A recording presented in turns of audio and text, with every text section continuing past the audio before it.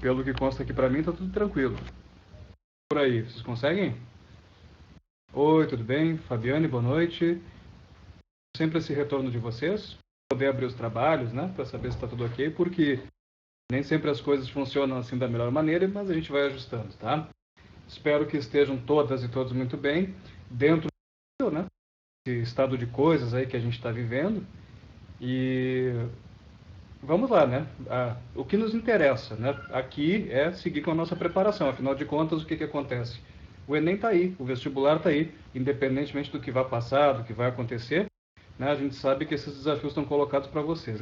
Sempre é importante frisar isso e sempre é importante que a gente consiga também fazer um bom aproveitamento desse tempo, beleza? Gente, na aula passada, tá? Eu fiz com vocês assim uma aula mais introdutória mesmo. A gente está vendo ali o início do conteúdo, o surgimento da filosofia, lá no mundo grego antigo, fazendo uma caracterização desse mundo grego antigo e tal, beleza? Hoje a gente vai continuar por esse caminho, que é um caminho muito interessante, porque quando a gente dominar bem a filosofia grega, a gente dominou, digamos, o conteúdo mais importante da parte de filosofia que a gente tem na prova. Afinal de contas, embora nem todas as questões sejam de filosofia grega, a filosofia grega está muito presente, a gente olha as últimas edições da prova, está tudo ali sempre. E, além do mais, é aqui que a gente constrói a base, o vocabulário, os conceitos para pensar naquilo que a gente né? Então todo mundo aí já está a par disso, eu estou falando isso para vocês, é demais deixar claro, certo? O que a gente estava vendo na aula passada, gurizada? E eu quero até retomar isso com vocês, ver se alguém ficou com alguma dúvida, né? Me ajuda aí puxando pela memória e tal. A gente estava falando basicamente do quê? Do surgimento da filosofia no mundo grego.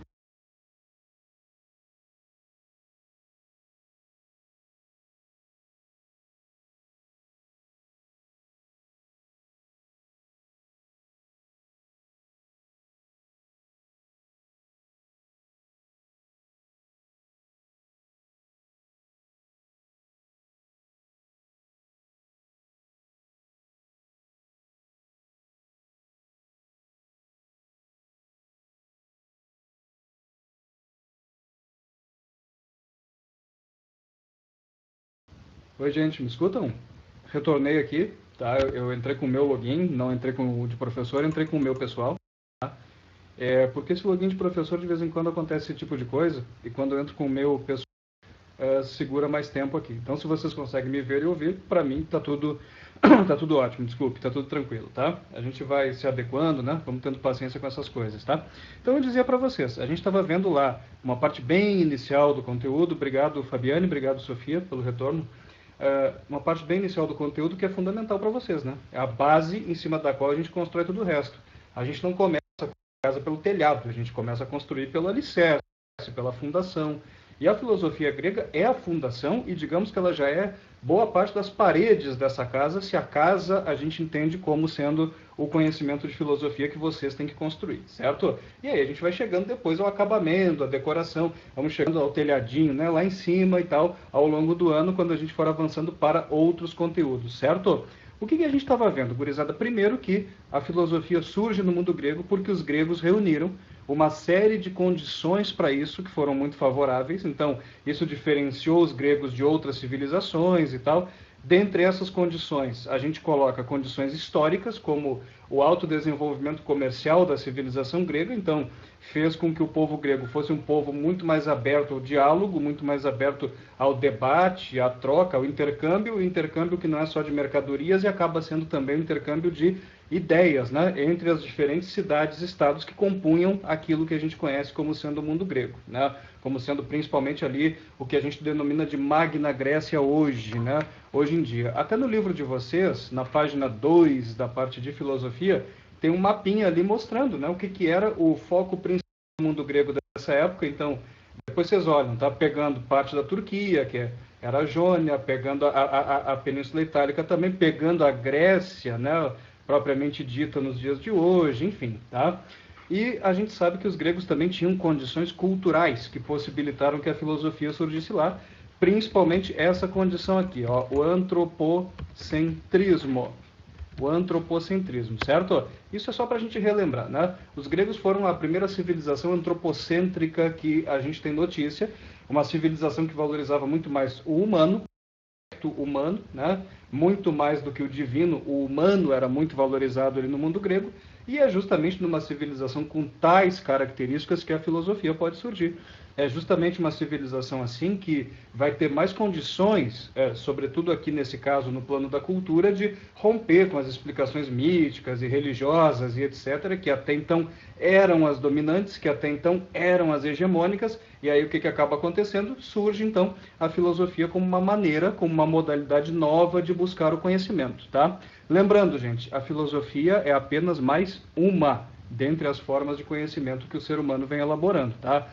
A filosofia, ela está junto com o mito, junto com as religiões, junto com a ciência, junto com a arte, né? Ela está ali como mais uma forma de tentar compreender o mundo, de produzir discurso, de produzir narrativa para buscar a origem das coisas e tal, coisas que persuadem a gente, né? Que tem um aspecto até, digamos assim, mais racional, isto é, busca explicações mais naturais do que sobrenaturais, aquela coisa toda, né? Bom, até que chega um determinado momento, então, que a filosofia é inventada, e ela é inventada por um pensador pré-socrático chamado Tales de Mileto, né? Vamos retomar essa parte aqui também, para a gente poder fazer uma amarra em relação às últimas duas aulas, tá? Tales de Mileto, gurizada. Tales de Mileto é o primeiro filósofo. Ele é o primeiro filósofo do primeiro grupo de filósofos que fica conhecido como o grupo dos pré-socráticos, beleza? E Tales de Mileto tem uma frase muito revolucionária que diz: tudo é água. Então, por conta disso, ele é o primeiro filósofo. Ele afirmou que tudo é água, né? Tudo veio do efeito da água. E, olhando hoje a singeleza de uma frase como essa, a gente até fica pensando, puxa, diante de tudo que nós temos elaborado de conhecimento científico, isso parece uma coisa muito elementar. Mas não é. Ele é o primeiro pensador a dizer que as coisas não vieram de deuses, né? Ou não vieram de entidades, de criaturas sobrenaturais. Ele é o primeiro a dizer que a natureza tem como causa a própria natureza. Deu para entender a diferença entre a filosofia e os mitos, entre a filosofia e as religiões? Gente, eu costumo sempre dizer o seguinte, eu não me lembro se eu já fiz com vocês essa analogia aqui, né? Eu costumo fazer uma analogia buscando lá na física, emprestado um conteúdo que nos serve aqui como uma espécie de metáfora, assim, né? Vai ficar mais claro para vocês. Que é aquele conteúdo dos vetores que vocês veem lá no ensino médio, né? Quem é que lembra? A aula de física, agora eu não me lembro mais se é no primeiro ano, no segundo ou no terceiro que se vê isso, tá? Mas são aquelas setas, aqueles fenômenos que são indicados pela física na forma de setas, as flechinhas que têm direção, que têm sentido, né?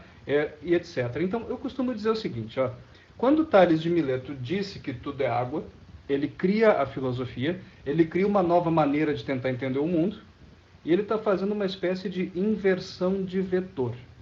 Inversão de sentido de vetor.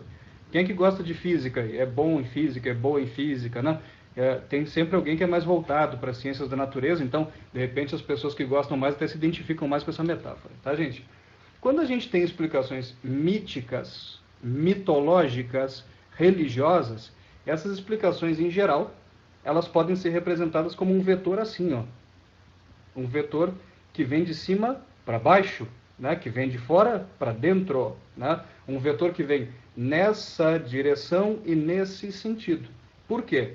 Numa explicação mitológica ou religiosa, o mundo sempre é explicado a partir de algum deus, ou de alguma deusa, ou de um conjunto de deuses, né? De algum ser que está fora do mundo e que age sobre ele. Geralmente é assim, né? O mundo sempre é explicado por uma força superior ao próprio mundo, né? O homem sempre é explicado por uma força superior ao próprio homem. E daí que surge justamente essa definição de sobrenatural. Então, no mito e nas religiões, a explicação ela é sobrenatural. Ela vem de cima para baixo. Ela está fora do campo de percepção do ser humano. O ser humano tem que acreditar como dogma e tal e coisa. Então, o sobrenatural explica o natural, né? O que criou o mundo, o que criou os seres vivos e os seres não vivos. Foi um deus tal, ou foi um conjunto de deuses. Entendeu a metáfora? É como se fosse a criação do mundo explicada como um vetor nessa direção e nesse sentido.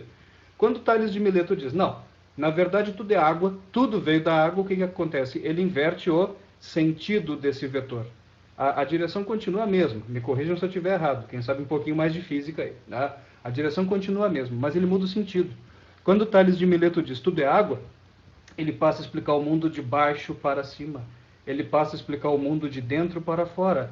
O mundo já não está mais sendo explicado a partir do sobrenatural. O mundo está sendo explicado a partir do natural, né?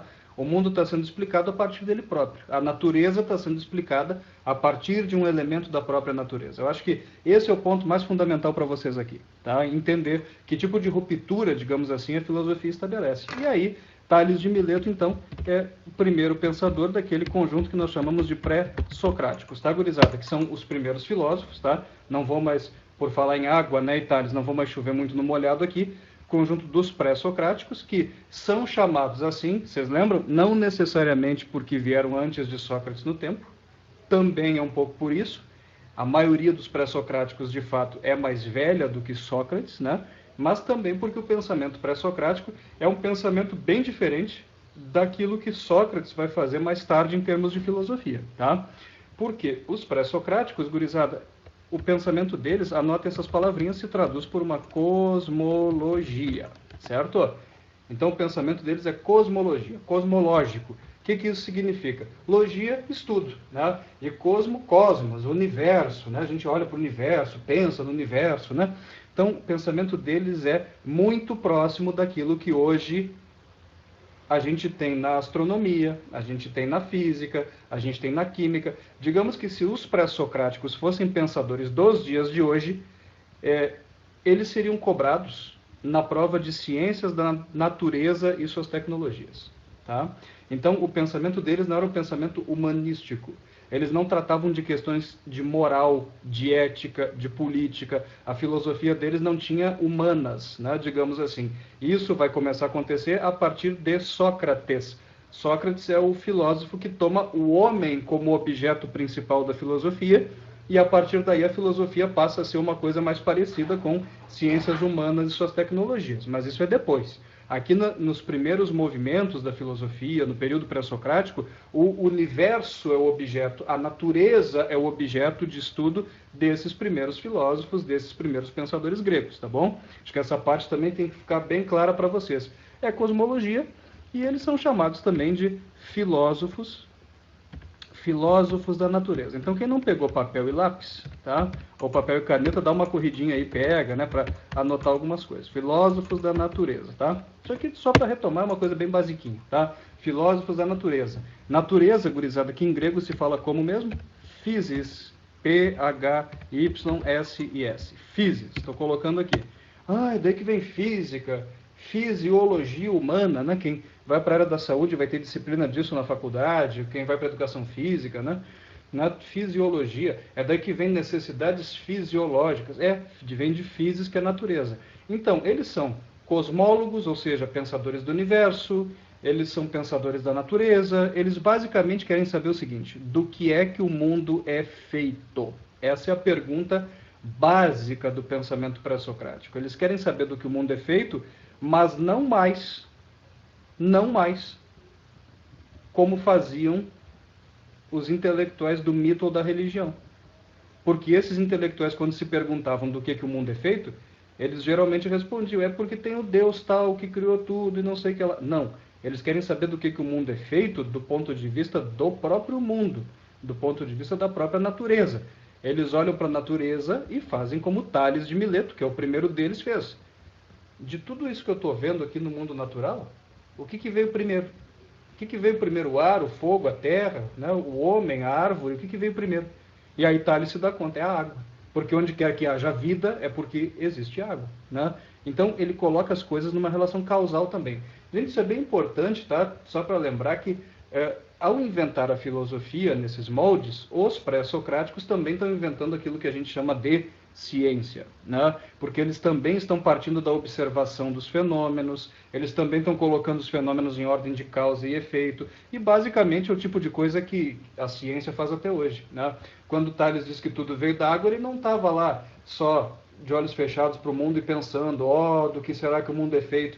Ele estava olhando para os fenômenos do mundo e percebendo que qualquer povo pode viver acreditando em Deus nenhum, em vários deuses, em um Deus só, mas nenhum povo no mundo pode viver sem água. entendeu? Os povos podem até ter religiões diferentes, mas eles precisam construir suas cidades, seus vilarejos, seus países, nas imediações do rio, nas imediações do lago, nas imediações de um manancial qualquer de água doce. Então a água promove a vida. Muito mais do que a fé em qualquer entidade sobrenatural, nós precisamos muito mais de água. Então, esse é o raciocínio do Tales. Então, ele vai naturalizando o conhecimento, tá, gurizada? E aí, para a gente também pensar de novo num ponto, né? Quando a gente fala que os gregos inventaram uma forma mais racional de compreender o mundo, a gente não pode levar esse racional ao pé da letra, né? Porque seria uma forma até de preconceito com os povos mais velhos do que os gregos, dizer que a racionalidade nasceu no mundo grego. Não.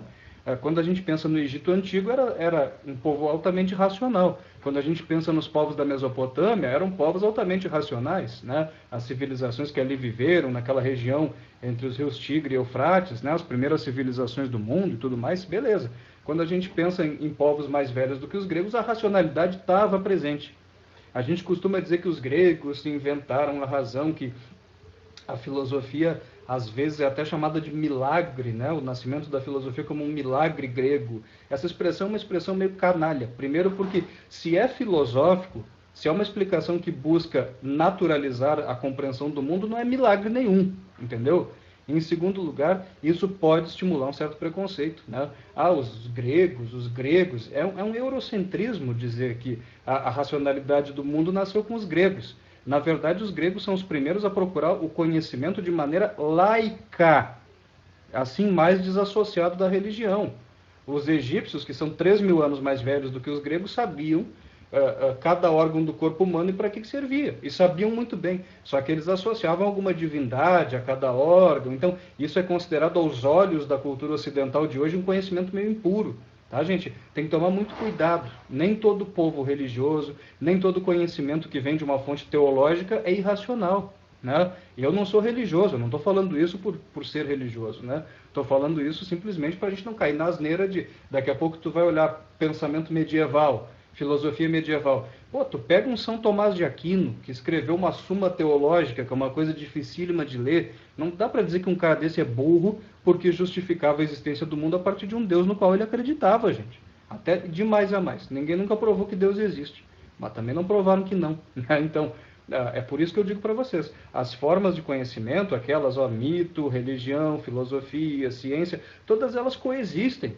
Porque nenhuma delas individualmente deu respostas definitivas para as perguntas que inquietam o ser humano desde os tempos mais remotos e tal, né? Mas voltando aqui para o caso específico da filosofia. Quando a gente fala que os gregos inventam uma forma mais racional de compreender o mundo, a gente simplesmente está querendo dizer que eles inventaram uma forma mais natural, gente, tá? Então, racional é sinônimo de natural. Eles estão naturalizando, explicando o mundo natural a partir da própria natureza. E não mais explicando o mundo natural a partir de alguma coisa sobrenatural, algum deus, alguma criatura assim. Fechou? Alguém tem alguma dúvida sobre isso? Então, cosmólogos, né? Filósofos da natureza, da física. Então, o que eles estão fazendo é muito próximo da, repito, astronomia, química, física, biologia, astrofísica, geologia. Muito próximo do que nós chamamos de ciências naturais hoje, sendo que alguns dos pré-socráticos aí que a gente tem que listar também eram grandes matemáticos e deixaram um legado matematicamente vivo até os dias de hoje, como é o caso do próprio Tales de Mileto. Esse Tales de Mileto aí que vocês estão vendo é o mesmo Tales de Mileto lá da geometria, que lá no ensino fundamental já se vê alguma coisa a respeito dele, né? Pitágoras, que é outro pré-socrático importante, também foi um grande matemático. Então a gente olha hoje teorema, na verdade a gente aprende mais, né? Os teoremas de Pitágoras. Então alguns deles foram grandes matemáticos, mas nenhum deles se preocupou em estudar o ser humano do ponto de vista moral, ético, social. Nenhum deles era ciências humanas e suas tecnologias, se é que vocês me entendem. Eles eram ciências da natureza e suas tecnologias, e matemática e suas tecnologias. Está claro isso? Então, ciências humanas e suas tecnologias vai ser Sócrates, Platão, em parte Aristóteles também, né? Que a gente vai dar seguimento aí nas aulas que estão por vir, tá, galera? Quero que isso fique bem claro para vocês. Aí, quando a gente fala, então, dos pré-socráticos, poxa vida, mas é um grupo bem grande de pensadores, né? Olha quantos nomes a gente lista e tudo mais. Bom, a maneira mais fácil de lembrar de todos eles, sabe qual é? é fazer como eu faço no livro aqui de vocês, dividi-los por escolas, tá, gurizada? Então, lembrando disso também, escolas, eles têm que estar divididos por escolas. Ah, o que são escolas? Corrente de pensamento, né? Linha de pensamento. Ah, um determinado filósofo inventou uma explicação do mundo e deixou discípulos que foram aprimorando nos anos seguintes, nas décadas seguintes, ou até nos séculos seguintes, o pensamento dele. Quando a gente fala de escola em filosofia, não é exatamente um colégio com sala de aula, não. Quando a gente fala escola, é tipo uma teoria que alguém inventou e deixou discípulos, e seus discípulos foram desenvolvendo aquilo ali, aprimorando, aperfeiçoando, tal como veio acontecer em outras áreas também. Quando a gente pensa economia, né? Não está na moda aí falar da escola austríaca, porque o Mises, picareta lá, né? Quando a gente fala de direito, quando a gente fala de sociologia, quando a gente fala de psicologia, o Freud fundou uma nova escola, que é a psicanálise, né? E que deixou muitos adeptos e deixa até hoje e tal, beleza, né? Então, isso já começa a acontecer aqui. O Tales de Mileto inventa que tudo veio da água e defende esse ponto de vista e deixa discípulos que pensam como ele, tá? Mas, na verdade, gurizada, nós temos, então, algumas correntes de pensamento pré-socrático e dentro de cada uma dessas correntes é que a gente agrupa os pensadores principais, tá? A primeira escola filosófica, a primeira escola pré-socrática é aquela que a gente chama de escola jônica, tá? É a mais antiga e justamente o fundador dela é Tales de Mileto. Jônica porque ficava na Jônia. Ah, senhor, mas o que é a Jônia? É só olhar no livro, tá? Só vocês olharem aqui, tá? Não sei se vocês vão conseguir ver, se vai estar claro ou se não vai estar espelhando para vocês. Mas no livro de vocês eu coloquei esse mapa aqui, ó. Repito, então, está na página 2. Vocês estão vendo a botinha ali da Península Itálica, vocês estão vendo a Grécia. Aqui vieram a se construir Atenas e Esparta, na península aqui. E aqui é a atual Turquia, a parte ocidental da Turquia, tá, gurizada? A Jônia ficava aqui.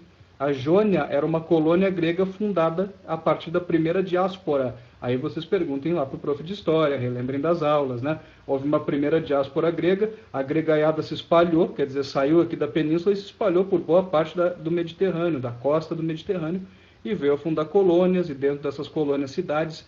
Então, a Jônia, a atual Turquia. Então, a filosofia grega nasceu, na verdade, onde hoje é o atual território da Turquia, na sua parte europeia, na sua porção ocidental. Além da escola jônica, nós temos a chamada escola itálica, tá? E não preciso dizer por que leva esse nome, né? Ficava na Península Itálica, ainda não existia Itália como Estado nacional moderno, até a Itália é um Estado muito recente, né? Unificado, mas a Península Itálica, ó, a botinha aqui, né? Já existia nessa época, certo?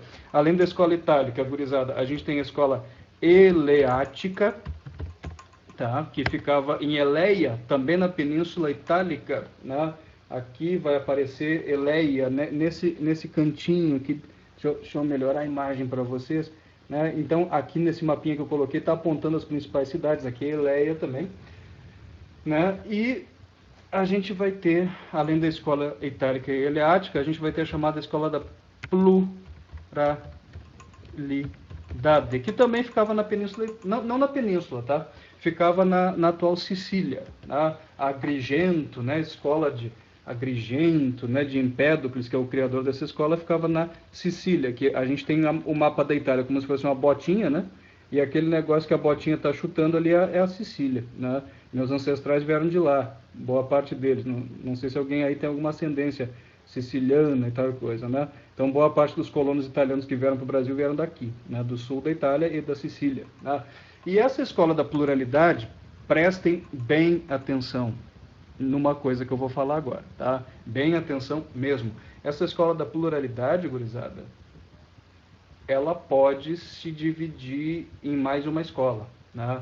A gente costuma dizer, por um lado, que aqueles pré-socráticos que são os chamados atomistas, vocês já ouviram falar deles? Leucipo de Mileto, Demócrito de Abdera, né, que a gente vê lá em Química, são os primeiros pensadores a dizerem que o mundo é feito a partir de átomos. Eles também eram filósofos pré-socráticos, né? E, por um lado, a gente pode dizer que eles faziam parte da escola da pluralidade.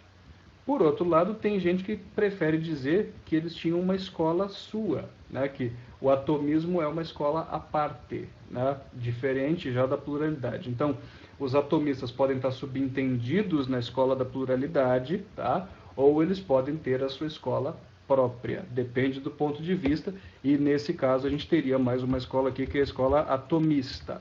Tá, gurizada? Então, quantas escolas pré-socráticas a gente tem?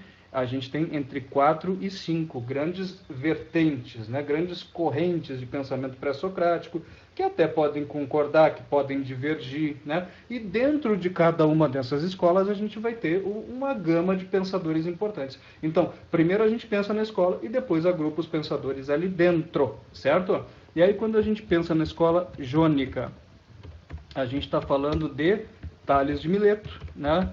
A gente está falando de Anaximandro de Mileto, a gente está falando de Anaxímenes de Mileto. Ah, eles eram todos de Mileto, eram todos parentes? Não necessariamente, né? O sobrenome era dado pela cidade de origem do camarada naquela época. Então, Tales de Mileto, Anaximandro de Mileto, Anaxímenes de Mileto, e a gente tem finalmente aqui Heráclito de Éfeso. Anotem aí por gentileza. Eu voltei lá na escola jônica e coloquei os principais nomes aqui para vocês lembrarem, tá? Heráclito merece um destaque especial dentro dessa escola, porque ele vai ter uma briga com outro pré-socrático de outra escola, que é o Parmênides, da escola eleática e tudo mais, tá? Quando a gente fala de escola itálica, a gente está falando de basicamente um nome. É um nome que vocês têm que lembrar para fazer o Enem, para fazer vestibular, que é um cara chamado Pitágoras. Pitágoras de Samos, aquele mesmo que eu mencionei agora há pouco, tá? Então, a escola itálica já é uma escola mais voltada, vocês podem supor, para a matemática, para o desenvolvimento de um pensamento mais abstrato, né? Quando a gente fala da escola eleática, eu quero que vocês anotem o nome da escola eleática com um asterisco do lado, porque ela é a escola mais diferentona dessas 4 ou 5 que a gente vê aqui, tá, gurizada? Por quê? Nós já vamos entender o porquê, tá? A escola eleática é muito diferente das demais. Ela destoa completamente das outras em vários aspectos essenciais, tá?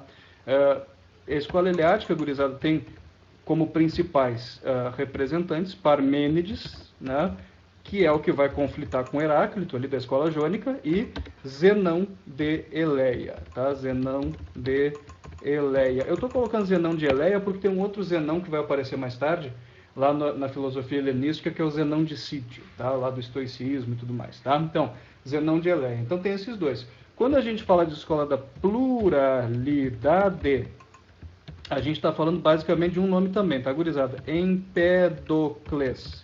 Empédocles de Agrigento, tá? E quando a gente fala de escola da pluralidade, poderia colocar o Leucipo e o Demócrito também. Mas vamos tratar de colocar eles numa escola à parte, até um pouco diferente do que está no livro, e dizer que nós temos a quinta escola, então, que é a escola atomista. Então, a gente coloca Leucipo de Mileto, ele é de Mileto, mas ele não é da escola jônica, e o principal representante dessa escola, que é o nosso amigo Demócrito, que, como eu disse, lá na química vocês já estão carecas de ver, tá? Alguma coisa sobre ele, na questão do átomo e tudo mais. Beleza, gente? Tá? Então, são as principais escolas e são os principais pensadores pré-socráticos. Dúvidas? Dúvida? Nenhuma dúvida? Agora eu posso fazer um apanhado mais geral do pensamento pré-socrático e falar um pouquinho de cada um. Tudo ok, Fabiane? Beleza, maravilha. Gente, uma palavra fundamental para vocês, tá? Fundamental. Eu vou colocar até em caps lock aqui. É a palavra arqué, tá? Com essa palavra a gente define quase todo o pensamento pré-socrático, com exceção da escola eleática. E é por isso que ela tem aquele asterisco, né? Essa palavra arqué é fundamental para todas as escolas pré-socráticas, repito, menos para a escola eleática. O que é arqué? Tá? Arqué, gurizada, a gente poderia traduzir por substância primeira, o elemento primordial. Na substância primordial, vou colocar assim, substância primordial, tem várias maneiras de chamar arqué. Isso daqui parece uma coisa complicada, mas não é, né? É que quase todo pensamento pré-socrático se iguala no sentido de supor que todo o mundo, tudo aquilo que a gente conhece, o mundo, o universo, foi criado a partir de um elemento qualquer da natureza. entendeu? E o nome genérico desse elemento é arqué. Arqué nada mais é do que a substância mais antiga, a que veio primeiro e acabou originando todas as demais. Então, por exemplo, quando a gente diz que Tales de Mileto afirma que tudo veio da água, então a água para ele é que é a arqué, entendeu? É daí que vem, por exemplo, palavras como arqueologia, né? O que arque de arqueologia vem daí. Então o que fazem os arqueólogos? Eles buscam os vestígios mais e mais e mais e mais antigos de cada civilização. De preferência até encontrar os primeiros vestígios, né? O ponto de início de cada uma das civilizações que a gente estuda. Então, quando se fala em arqué, se fala da substância mais velha de todas, a que veio primeiro, né? E acabou originando e desenvolvendo todas as demais. Entendeu? Então, quase todos os pré-socráticos acreditam que existe uma arqué, que existe uma substância que veio antes e que gerou todo o resto. O elemento em si que faz o papel de arqué vai variar de pré-socrático para pré-socrático. Então, o Tales de Mileto acha que a arqué é a água. Já o Demócrito, ali a gente viu, acha que os átomos é que criaram tudo. Então, enquanto a arqué para o Tales é a água, para o Demócrito a arqué são os átomos, entendeu? Mas a ideia de que é uma substância básica que criou todo o resto é comum a quase todos eles, menos para o Parmênides e para o Zenão de Eleia, menos para os Eleatas. Beleza? Tranquilão? Tá? E aí a gente vê, por exemplo, lá na escola jônica, vamos voltar lá para a escola jônica, tá? E ver qual é a substância que criou o mundo segundo cada um daqueles pensadores. Vamos botar jônica, né? Tales, então, dizia que tudo veio da água. Água que em grego, gurizada, se fala potamos. Ah, é daí que vem Mesopotâmia. Sim, meso, meio, potâmia, potamos. Rios, né? Então a civilização que ficava numa terra fértil no meio de dois rios. É daí que vem pote, que é um vasilhame criado para armazenar água. Daí que vem água potável, que é água boa para beber. Daí que vem hipopótamo, né? Que é um animal que fica hipo, quer dizer sub, abaixo de potamos, subaquático. O hipopótamo fica com a maior parte do corpo, a maior parte do tempo para baixo da linha d'água. Então hipopótamo significa subaquático, né? Já Anaximandro de Mileto, por exemplo, que é o principal discípulo de Tales, ele acredita na ideia do arqué, só que ele vai variar um pouquinho, ele vai achar que essa arqué não é a água. Vejam que o discípulo, ele não repete as ideias do seu mestre, ele tenta melhorá-las, ele tenta aprimorá-las. O Anaximandro vai dizer que o mundo foi formado, que o universo foi criado a partir de uma substância que ele chama de apeiron, tá? Uma palavra grega. Anaximandro também de Mileto, também da escola jônica, né, gente? Apeiron. O que é apeiron? Apeiron é uma expressão grega que significa o indeterminado. Certinho? O indeterminado. Isso aqui não é nada difícil de entender, tá? É que o Anaximandro de Mileto acredita que lá nos primórdios do universo não existia nenhuma substância definida ainda, como a água, como o ar. Não. Para ele, tudo que existia lá nos primórdios do universo era uma grande porção de matéria disforme. O universo, lá nas origens, para ele, era um punhado enorme de matéria sem forma definida, e segundo ele, aos poucos, essa grande porção de matéria, que é o universo, foi ganhando formas, foi se subdividindo. Então, um pedacinho dessa matéria virou a Terra, outro pedacinho virou as árvores, outro pedacinho virou os seres humanos, outro pedacinho virou a água. É uma coisa meio parecida com a teoria do Big Bang hoje, né? De que o universo se formou a partir de uma explosão e que até que as coisas ganhassem a forma mais definida que a gente conhece hoje, demorou, entendeu? Então, para ele, o universo era uma coisa bem caótica no início ou indeterminada, ou seja, era uma grande massa sem forma determinada e que depois foi ganhando contornos mais específicos, né? Então, Anaximandro, ele é até o fundador da astronomia grega, né? Não da astronomia de um modo geral, porque já tinha astronomia lá na Mesopotâmia, já tinha astronomia no Egito, mas no mundo grego ele é o primeiro astrônomo, ele é o primeiro a olhar mais para cima do que para baixo, né? Então a diferença dele para Tales é essa. Tales olhava muito assim para o chão, para as coisas que estão mais próximas do ser humano, a água, né, que é um elemento da natureza que a gente tem bastante familiaridade e tal. E o Anaximandro não, ele olhava mais para os corpos celestes, ele tentava olhar mais para as coisas que estão mais acima das nossas cabeças, um pouco mais distantes de nós, tá? E depois a gente tem Anaxímenes de Mileto, Anaxímenes de Mileto, tá, gurizada? E Anaxímenes também discípulo de Tales, dizia que na verdade tudo veio do ar. Ar que em grego se diz pneuma. Ah, é daí que vem pneumonia, é daí que vem pneumococo, é daí que vem pneu, o pneu do carro, né? Que funciona cheio de ar só, né? Hoje em dia com outras coisas, mas basicamente só funciona uma estrutura, o pneu do carro, que só funciona cheio de ar, né? É que Anaxímenes olhou para o pensamento do Tales e se deu conta de uma coisa. Pô, mas peraí, a água evapora, vaporiza. Sabe quando tu bota uma roupa no varal, a roupa seca? Essa água virou ar. Então, na verdade, o ar é mais velho. A água, quando vira ar, volta para a sua forma anterior. O ar é mais velho do que a água. Ele veio antes dela. É que o Anaxímenes acreditava que o mundo vai sendo criado das coisas menos corpóreas para as mais corpóreas, entendeu? As coisas mais sublimes, mais incorpóreas vão se adensando, vão se condensando, vão se solidificando e formando as coisas mais concretas. Então, para ele, quanto mais concreta é a coisa, mais jovem ela é, né? Então, para ele, o ar veio antes. O ar veio antes, formou a água e a partir daí é que as outras coisas se formaram, né? Então ele tem uma espécie de divergência assim, em relação ao pensamento de Tales, mas ainda assim é o seu discípulo. As ideias gerais estão ainda bem dadas, bem claras aí.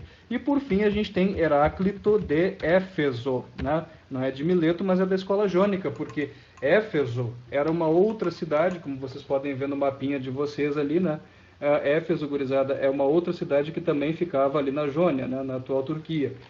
Até, inclusive, quem já leu a Bíblia, o Novo Testamento, Paulo, se eu não me engano, o Evangelho, né, vai pregar para os Efésios, é Paulo? Acho que é. Né, vai pregar para os Efésios. Então, Éfeso ainda existia no tempo de Cristo. Né, Efésios, os que viviam nessa cidade onde tinha vivido Heráclito. Né. E Heráclito, gurizada, dizia que tudo veio do fogo. Né? Depois eu vou falar mais sobre ele, principalmente no conflito dele com o Parmênides, mas basicamente é isso. Segundo ele, tudo veio do fogo, o fogo é o que cria todas as coisas, é um elemento mais dinâmico e tal. Gurizada, vendo aqui a escola jônica, ficou clara para vocês a ideia de arqué?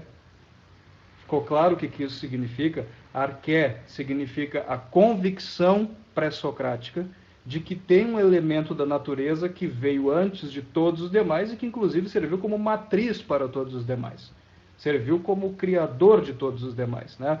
O elemento em si varia, repito, já tinha falado, mas repito que esse ponto tem que ficar claro. O elemento em si varia de filósofo para filósofo, entendeu? Varia, né? Agora, que há um elemento que criou todos os demais, bom, essa ideia é recorrente a quase todos eles. Tranquilo? Gente, vamos encerrando daqui a pouquinho, mas eu queria deixar para vocês aqui, tá? A escola itálica para vocês pensarem, tá? A escola itálica que tem como representante principal, então, Pitágoras, né? E Pitágoras merece um certo destaque para nós, né? Porque, segundo Pitágoras, gurizada, a arqué são os números. Os números é que formaram todas as coisas, segundo ele, né? Então é bem interessante o pensamento dele, um pensamento que matematiza a compreensão do universo. Muito tempo antes de Galileu até matematizar, né, a compreensão do universo. E acaba influenciando muito, muito do que vai ser feito depois, a arquitetura, tudo, até os dias de hoje, né? Enfim. E aí eu queria deixar um dever de casa para vocês, tá?